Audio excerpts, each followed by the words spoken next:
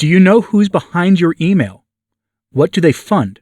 Are they building a culture you want to be a part of? This Advent, break up with big tech and reboot your email with Fidei. Look us up, Fidei, and there's a link in the description box below. That's Fidei, how Catholics send email. This is perhaps my favorite story that broke right around Thanksgiving.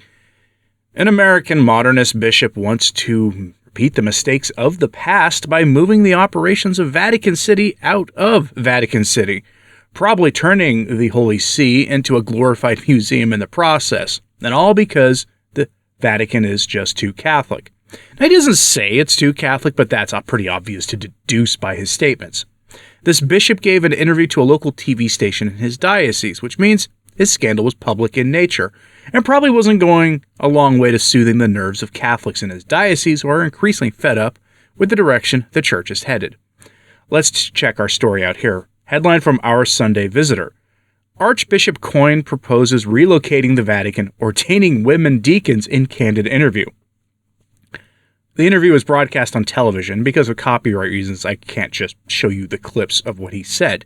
But Archbishop Coyne is a Bergoglian through and through. If you want to know what the extent of the new religion is in the U.S. and its takeover of the Catholic Church, here's a prime example. This bishop advocates for deaconettes, despite John Paul II burying that topic forever. Francis repeated it too recently, not that it seems to matter. The bishop wants to relocate the Holy See to some other place in replay of one of the darker chapters of Catholic history. If you live in his diocese, please be very careful about following anything he says. And I say new bishop because he is the coadjutor bishop of Hartford, meaning he gets the job as the local ordinary as soon as the regular bishop passes away or retires.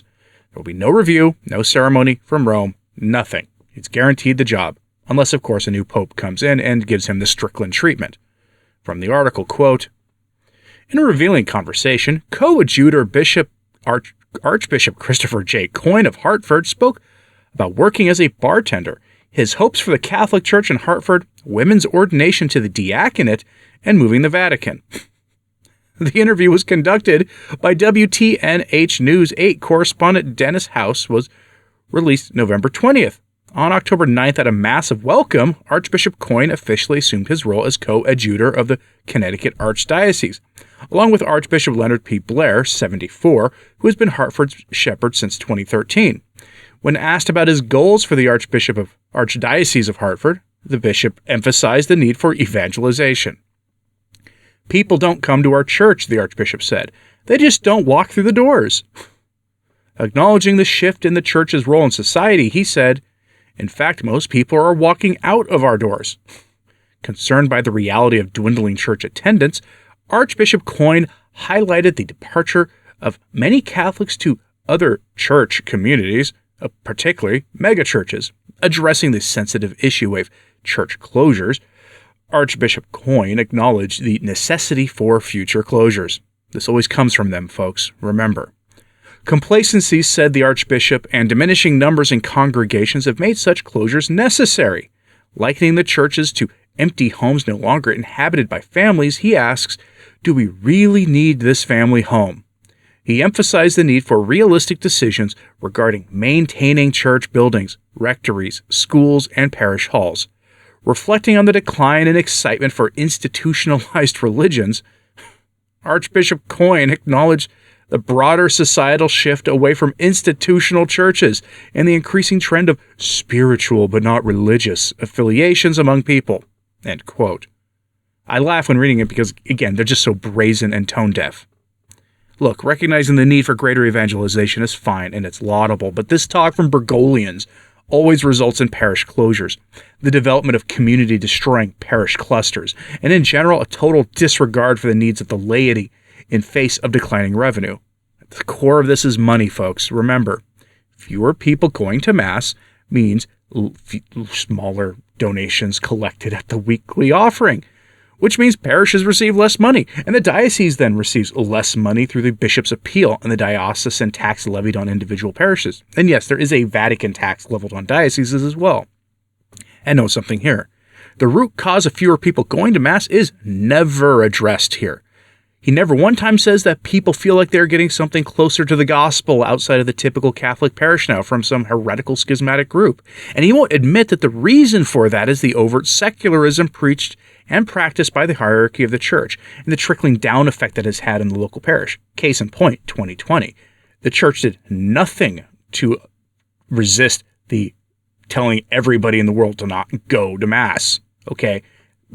When the authorities of the world told us to not go to Mass and do anything else, the church was complicit, at least the institutional church was. Not the spotless bride of Christ, of course, but the institutional church was absolutely complicit in that.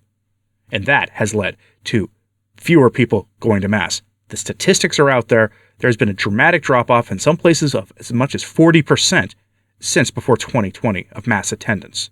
And they won't admit it because they are complicit. And we know they won't admit that because of what he says next. He has fully internalized the secular notions of equality and inclusion in the church. Quote, regarding the role of women in the church, Archbishop Coyne expressed hope for potential changes in the future, while acknowledging that the matter of women's ordination to the priesthood is, quote, case closed, he said, hopefully there will be some opportunity down the road for us to have some deaconesses. But that would just open the door to priestesses again, which is the point.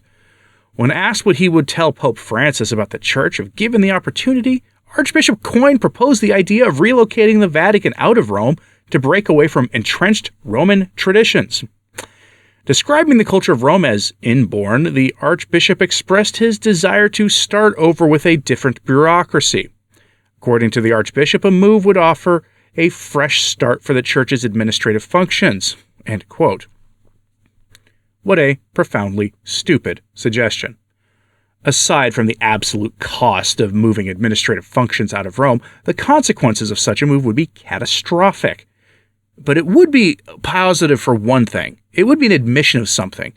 You can't find authentic Catholicism in the Vatican anymore. That would be the best part of this, because they'd be admitting that, but that's about it. The consequences of this can be understood by looking at history.